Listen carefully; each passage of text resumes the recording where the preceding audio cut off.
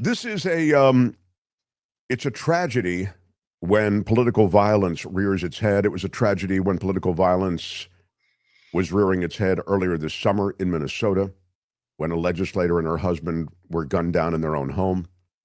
It was a tragedy when political violence reared its head with the uh, setting ablaze of Josh Shapiro's home, the Democratic governor in Pennsylvania. And it is a supreme tragedy when political violence again informs the rally that Charlie Kirk was having on the campus in Utah. It's completely unacceptable. It's murderous. It's awful. We've talked about it. It should be decried in every way. And the calls for vengeance, and I mean, these are just as bad. The scary part of anything like this is the ripple in the pond, right? That the effect of this act of political violence will only beget more political violence. In a way justified by the kind of ways in which vengeance is rationalized. These far right online conspiracy theorists are taking it to a level that is very frightening. Some are calling for Trump to invoke the Insurrection Act. They say that Bannon says we are at war with each other. So what they're having to say, their reaction is extreme and frightening. Bannon is always spoiling for a conflict. He uses the verbiage of battle a lot, and it doesn't surprise me that he is moving into this space very comfortably. I'll talk more about this, but obviously it's awful.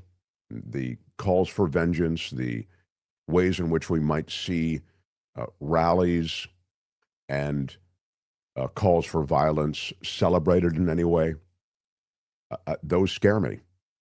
The country moves into a very scary place, and you've seen already that many politicians are now no longer going to have public events that had been scheduled. There have been, real effects even in the short term. We'll get to more of that as we continue, but I did want to update this story. Tony Ladotti says, this is not a war between right and left. It's between moderates and extremists. It's the responsibility of both sides to rein in their fanatics.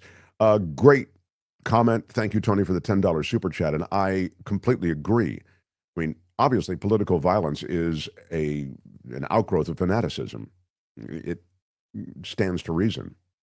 Sadly, there are more radicalized people in America now than in a long time. Luis says with a $5 super chat, Charlie, you were right. People do have to die for us to have more guns than people in America. Thoughts and prayers and other cliches, but no gun control. The irony of this entire event, the tragic irony, and it is a tragedy. These kids, 1 and 3, his young wife, and Kirk himself, a 31-year-old guy. You could say he may grow more moderate in his views, even as he has a big following. Even though he has a big following with what I would say are radical views, right? I mean, radical views about women, radical views about race, radical views about immigrants. I mean, Charlie Kirk was a hate monger in many ways.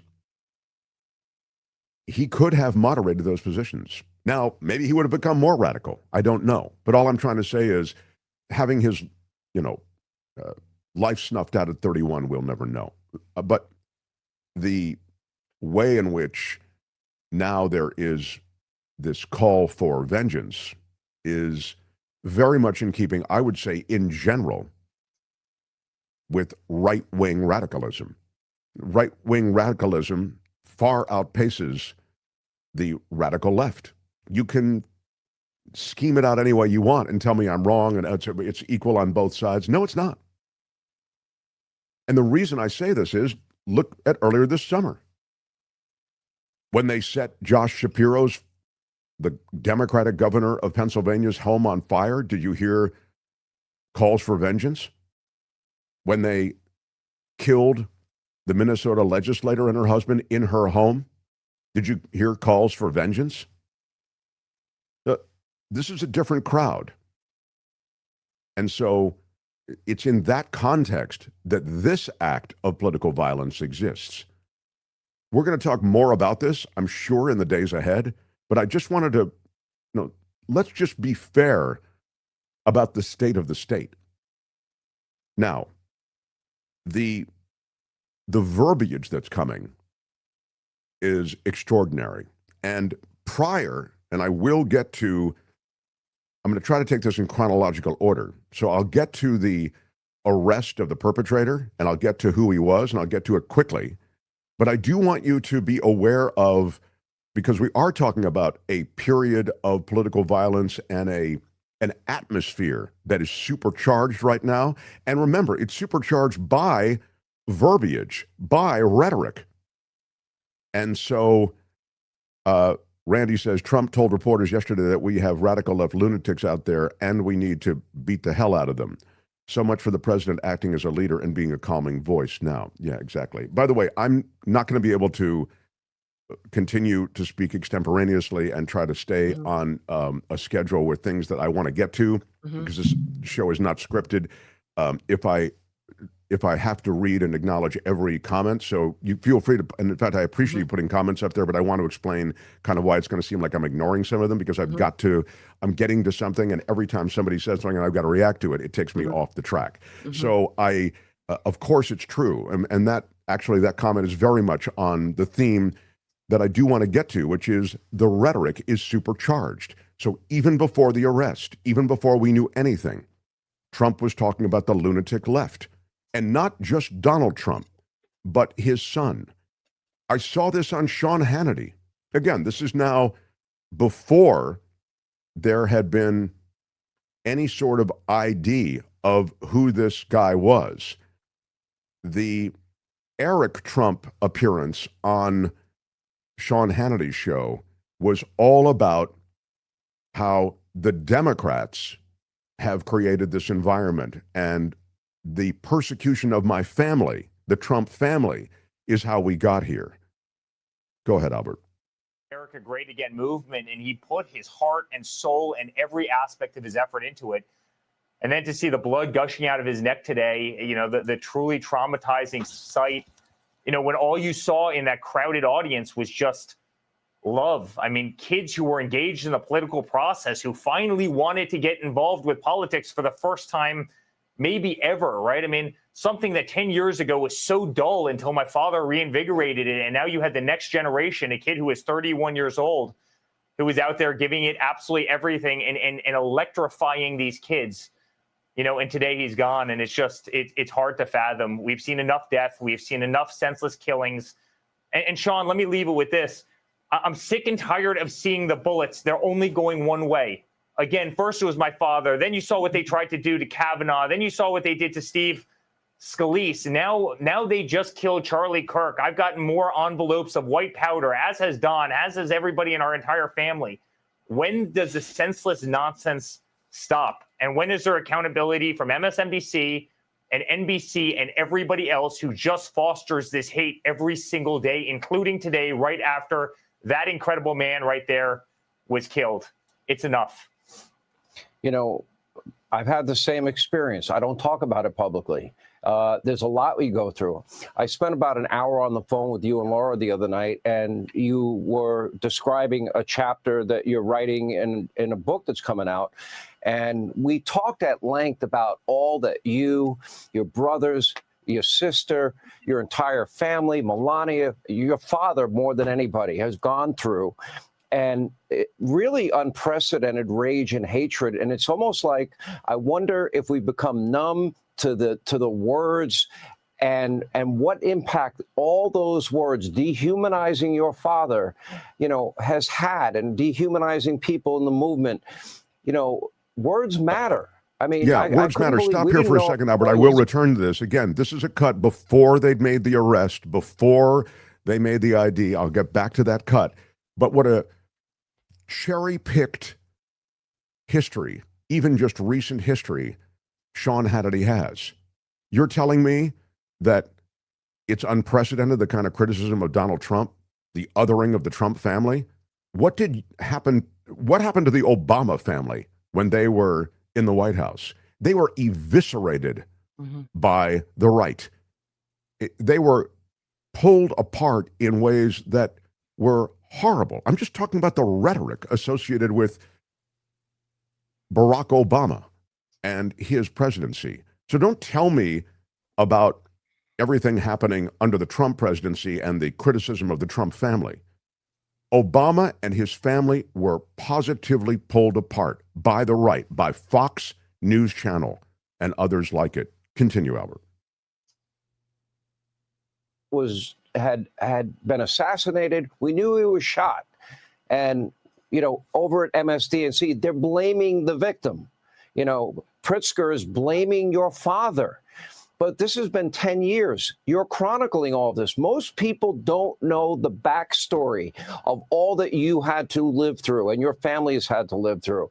It's never happened in history before, Eric.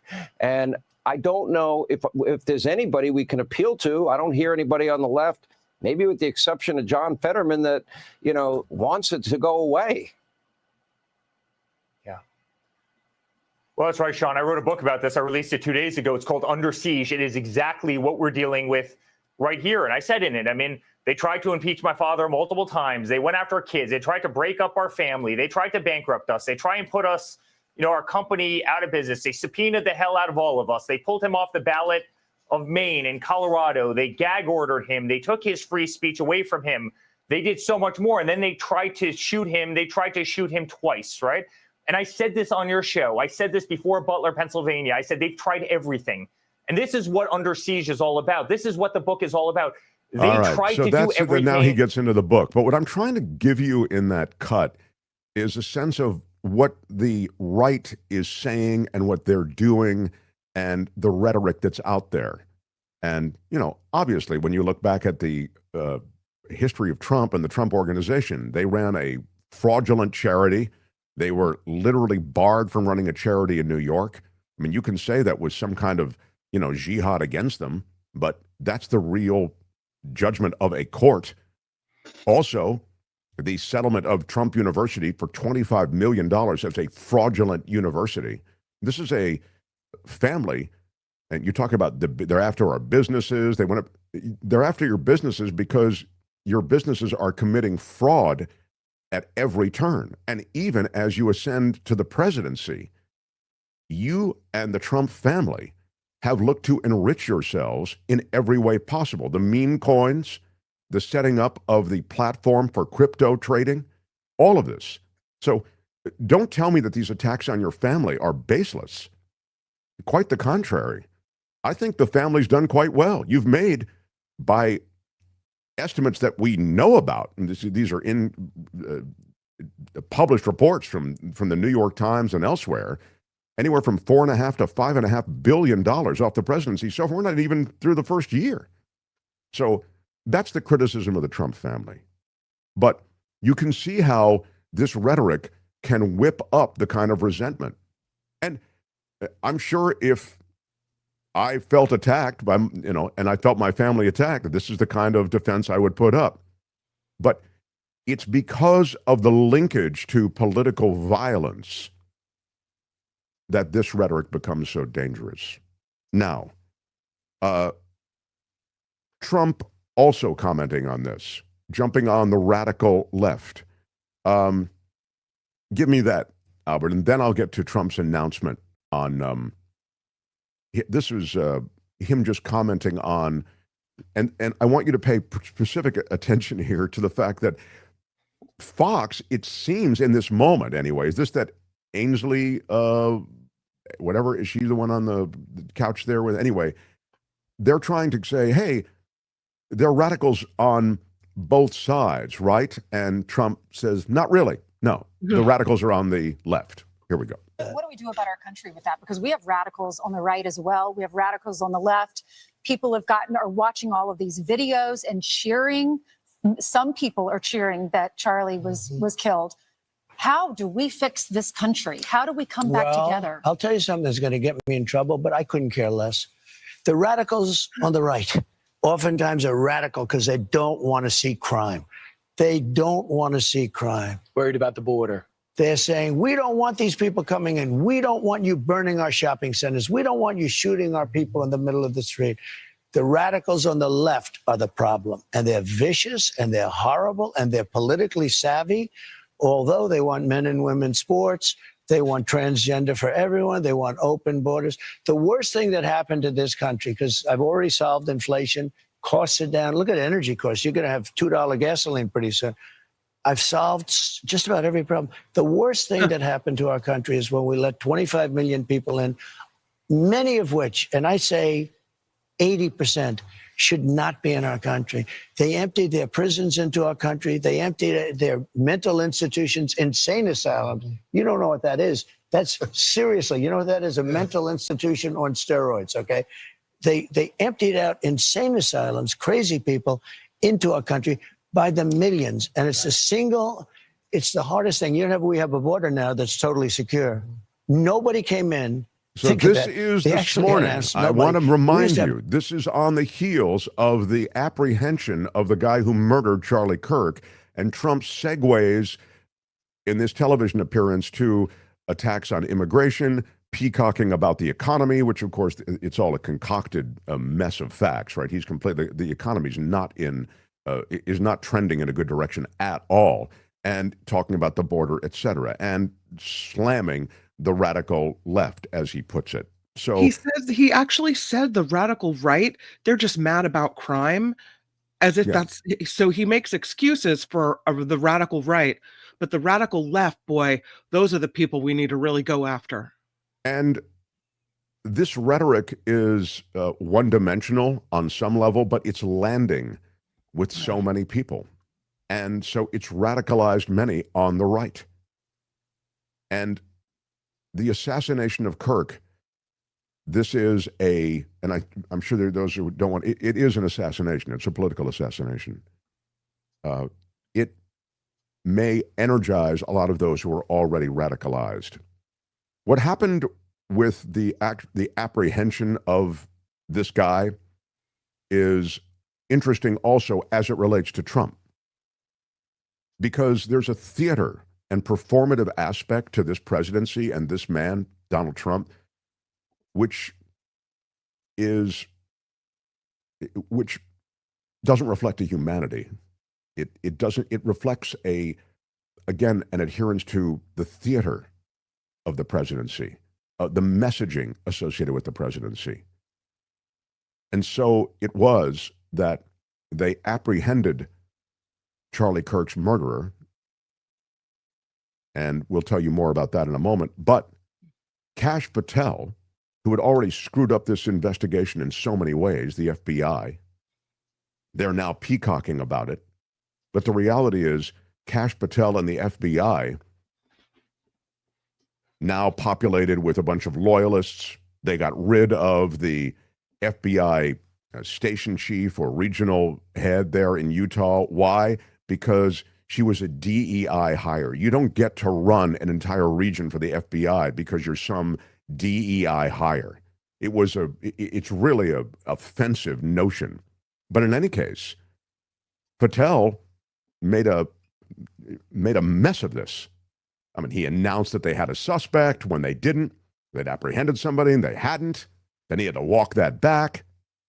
Then he announced through his FBI preliminary investigations that there were a bunch of etchings on the bullet casings. Turns out there weren't. Turns out a lot of this stuff was in a preliminary stage of an investigation where they're just kind of throwing stuff out that they found at the scene. So Patel has been a mess. So finally, Patel gets to announce that they've apprehended the Charlie Kirk murderer. They didn't, by any virtue of their investigation, apprehend anybody. What happened with the Charlie Kirk murderer? His family blew the whistle on him. His family said, you have to turn yourself in. He'd gone back to his family. And then a clergyman who they reached out to, they together approached law enforcement. And that's how this revelation was made as to who it was and then ultimately his apprehension. That's what happened. So they can peacock all they want, and you'll see it in a second. Everybody thanking each other. Oh my God, the fine work done. The fine work done by who? By the kid's dad who called the cops? By the clergyman who called the cops? Thank them. All you needed was a phone line. I resent the performative, theatrical nature of this stuff because it lacks any kind of tethering to reality. Albert, run this package. I don't love this package, but is that what's up next in the gate? This is sort of the, what do you have next? This is the announcement, and you'll get a little bit of what I'm talking about. And this is kind of a wrap on what happened. And then I'll tell you a little bit about the family. Go ahead. Good morning, ladies and gentlemen. We got him. A suspect is in custody in the shooting death of Charlie Kirk. Tyler Robinson, a 22-year-old Southern Utah man, reportedly confessed to the shooting to his father. A minister friend of the family urged Tyler to turn himself in to authorities. I think with a high degree of certainty, we have him in custody. President Trump broke the news that authorities had a suspect in custody during a live interview with Fox and Friends. Conservative activist Kirk was fatally struck in the neck with a bullet on Wednesday while speaking at an event at Utah Valley University. On Thursday, Kirk's body was flown home to Phoenix, Arizona on Air Force Two, accompanied by Vice President Vance. President Trump is calling for the death penalty in the case. The death penalty is legal in Utah. This is Inside. So that's kind of a summary of where we are now. So they apprehended the suspect, and again, it was because the family reached out to law enforcement to tell them who this guy was and that he was indeed in their family. But I think this again speaks to the lack of seriousness on the part of this man, Donald Trump, and his administration. And he's populated with all these guys who are just one-dimensional incompetents like Kash Patel. Patel, they made the apprehension at 11 o'clock last night. He kept the lid on it because he wanted Donald Trump, or Trump wanted, to make the announcement. I mean, I don't know if Patel wanted Trump to make the announcement. Patel is all lavishing praise all the time on Trump. So maybe he said, Mr. President, I want you to make the announcement tomorrow on Fox and Friends. Weird. So he sits on this information all night. And then Donald Trump goes on this Fox and Friends show, and he makes the announcement there. I mean, it's lunacy. But that's what happened. That's where we are. We have a TV president. But were he only a TV president, it would be fine if he were just reading things off the prompter. His decision-making and his reflexive movements have tremendous effects on this country and on the world. So back to this guy. 22-year-old guy. Trump breaks this news. The suspect's name is Tyler Robinson. He was not a UVU student. Lived in southwest Utah, about 250 miles from the site of the shooting.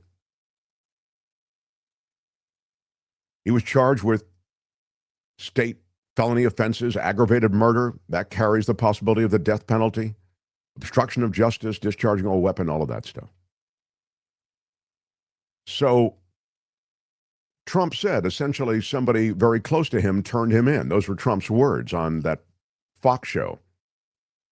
In fact, Albert, you have a little bit more of Trump describing, I think, the actions of cops and authorities. And here's a little bit more of that. And then I'll tell you more about the family as well, because there's all this stuff about, is it a radicalized family? Are they radicalized left? Are they? And of course, all of these different narratives that have been folded onto the scene are utterly without any kind of underpinning of logic. Go ahead.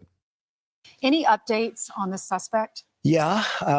Can I always say, I think, just to protect us all, and so Fox doesn't get sued and we all don't get sued and everything else. But I think with a high degree of certainty, we have him in custody.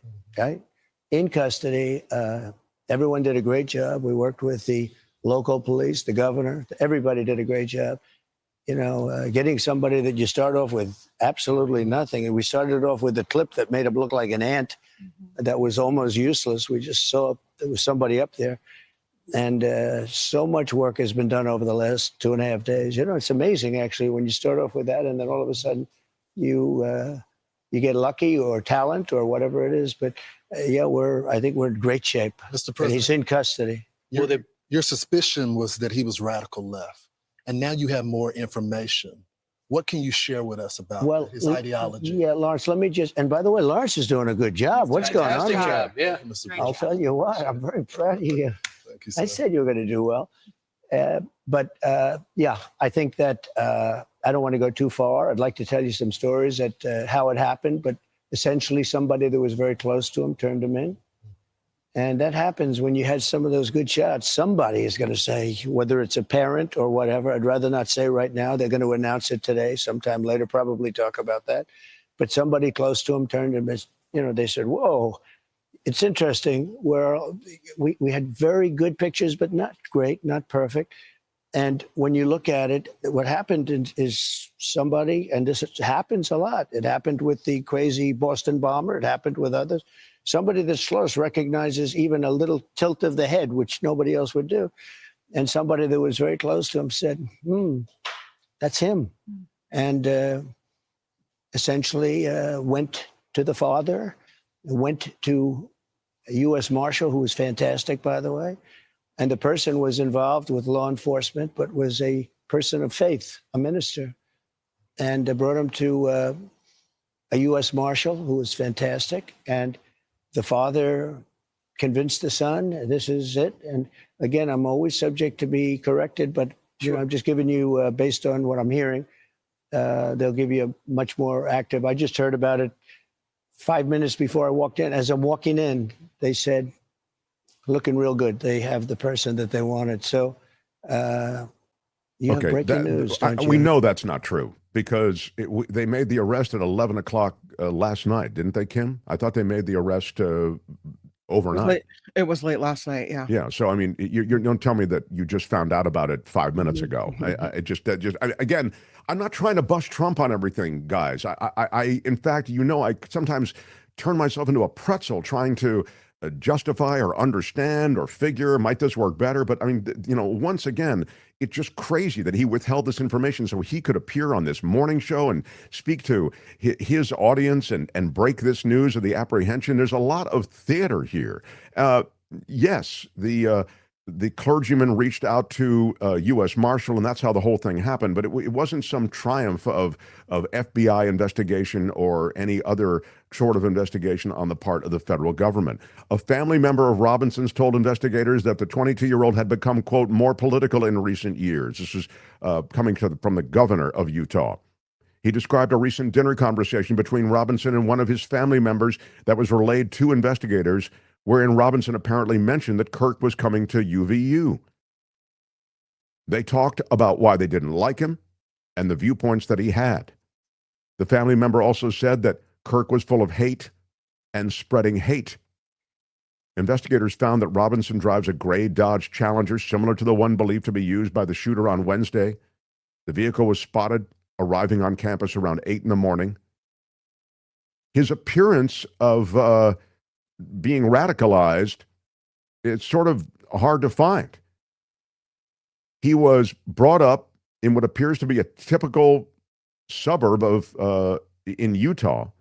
He was awarded a scholarship to Utah State University, only attended for one semester in 2021.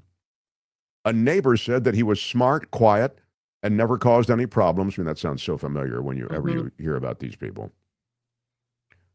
Authorities confirmed that writing had been found on bullet casings related to the attack that suggests the shooter was deeply entrenched in internet culture. The single fired casing appeared to be inscribed with a reference to a meme involving furries, an online role-playing community. That in itself is sort of bizarre, right? Weird. Yeah. Yeah. Democratic activists are saying, listen, this is a guy who is, he's not a Democrat. He's not transgender. He's not an immigrant. He is a 22-year-old white guy from a Republican family in Utah who loves guns and wore a Donald Trump costume on Halloween. So, they're going to try to paint him as some kind of ultra liberal activist, and that might not really be the background from which he hails. Another unfired casing was found to read, "Hey, fascist, catch." It also had a series of commands corresponding to a video game. And, oh, Bella Ciao, Bella Ciao, Bella Ciao, Ciao, Ciao, read another unfired casing appearing to reference an anti-fascist song. And the last simply read, "If you read this, you are gay, LMAO." I mean, Kirk's jihad against the gay community and trans community, well known, but I mean, it's lost in all the rest of the jihads. I mean, against the immigrants, against women's freedoms. He had a very strong, old school, to be kind, religious notion about where women should be in the family structure. And it's not out in the workplace, and it's not making any decisions. It's in an obedient role to their husband. Authorities said that a friend of Robinson showed them a series of Discord messages between the two, appearing to reference the logistics of the shooting, including retrieving a rifle from a drop point, leaving a rifle wrapped in a towel behind, and then changing outfits. FBI agents had recovered what they believed to be the weapon used in the shooting. That was on Wednesday. They called it a high-powered bolt-action rifle. They recovered it from a wooded area that was nearby. Trump, of course, you just heard it, praised all of this, said we started off with this clip that made him look like an ant, but, it's incredible, the investigation. I mean, again, the posting of the picture, that was key. But after that, it was a call from the family. Utah Department of Public Safety detained 2 other individuals it named as suspects in the immediate aftermath, but neither one of them was involved. Kash Patel fed into the chaos, of course, announcing on social media that agents had caught the shooter on Wednesday afternoon. Then he was forced to walk back that claim soon after that first claim was made on social media. "To my friend Charlie Kirk," Patel said, "Rest now, brother. We have the watch, and I'll see you at Valhalla." I mean, again, Kirk was a strong Are we Vikings? Christian. Valhalla is the afterlife in Norse mythology, but yeah, in this case, it's applied here. So with the video footage, they said they had an idea that this was likely someone of college age who blended in well with the institution. Those are the words of law enforcement and the Utah police commissioner. And then the footage shows that Robinson arrived on campus at 11:52 in the morning. He ascended several stairwells to the rooftop location where the shot was fired. That was the clip that was released. You saw him running across the roof and then down into the parking lot. And the FBI Salt Lake City office had also released photos of a person of interest in the shooting that appeared to have been taken from surveillance video. That was the black hat, the dark glasses, black long-sleeve shirt, and a design bearing an American flag in the center. And, this is a period, I think, that could very much be informed by this event and events like it. And as I say, many political rallies and even meetings with communities that make up constituencies or representatives across Washington and also in state capitals and in other, frankly, just communities nationwide. They're canceling or postponing a lot of these events because they're worried about the threat of this kind of political violence, now a sort of copycat violence being perpetrated. A couple more details about the shooter from Newsweek magazine, and I hadn't seen this before. They say he is a third-year student in Dixie Technical College's electrical apprenticeship program. So while he did get a full ride to a university in Utah, he ended up going to tech school. His parents, Amber Robinson and Matt Robinson. Matt was a 27-year veteran of the Washington County Sheriff's Department and a registered Republican. So his dad, longtime in law enforcement, comes from a conservative background. So it doesn't really fit, does it? It doesn't really fit the narrative that was jumped on immediately by Trump, by Bannon, by Hannity, by any of them.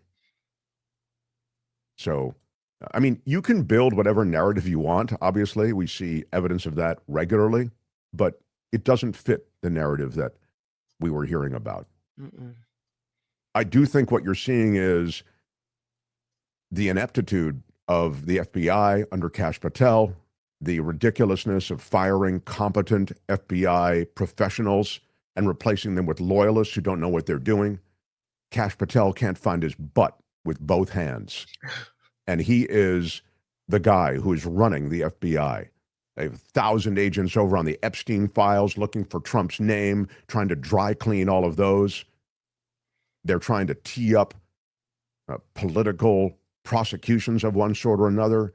This is a crew that has lost their way on real law enforcement. But when it comes to political recriminations and the kind of political jihad that we see is now increasingly defining this administration, that's what they do. But back to this shooter, it's reprehensible in the extreme.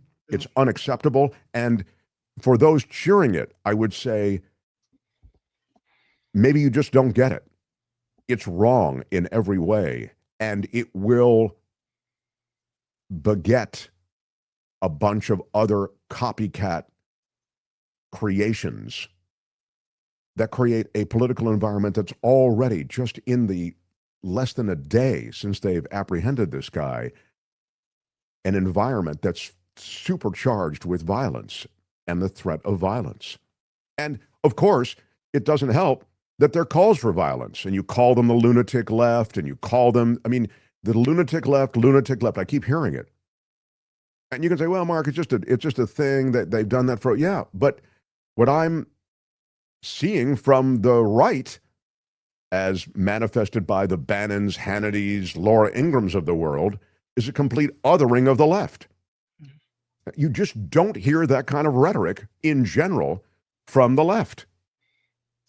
You know, look, I'm no particular fan of MSNBC, and particularly after they dumped that Matthew Dowd because of what he said. He said, you know, violent thoughts lead to violent words, and violent words lead to violent actions. Wasn't it something along those lines? Yeah, And you got it. Yeah, that seems like self-evident. That's such a tepid thing to say in a moment like this, and you fire the guy? Makes no sense. But he's not the only one fired. There have been teachers fired and firefighters fired. They fired somebody they were going to put a DC comic book out, the writer of the comic book, and now they've taken the comic book away. If you say anything negative about Charlie Kirk at all, you must be part of the radical left. You can say you're sad about what's happening in America with the stoking of the political violence. You can say that. You can't say, oh, I won't miss Charlie Kirk's voice. If you say that, then, oh, you must be the problem. it's its own sort of censorship that's being brought down on the American discourse. And that's a problem as well. And there's the irony that Charlie Kirk was shot perhaps because of the things that he was saying, the ugliness, not the violence, but the ugliness of his message, right? And that he should be allowed to have these opinions without fear of violence. That's true. But then he gets shot, and we immediately try to censor free speech in this country. So Well- you're either for free speech or you're not. There is a talk of a law to be passed that would suggest that you can prosecute anyone who says anything that is disparaging about Charlie Kirk. I mean, imagine that. I mean, but this is sort of like the rush to hatch any kind of attention-getting, social media-grabbing moment from all of this. That's happening on the right. Hi, it's Mark, and I thought that was great. Hit the notification bell, you'll know whenever there's a new video being dropped, and please subscribe to our channel to help us save the universe.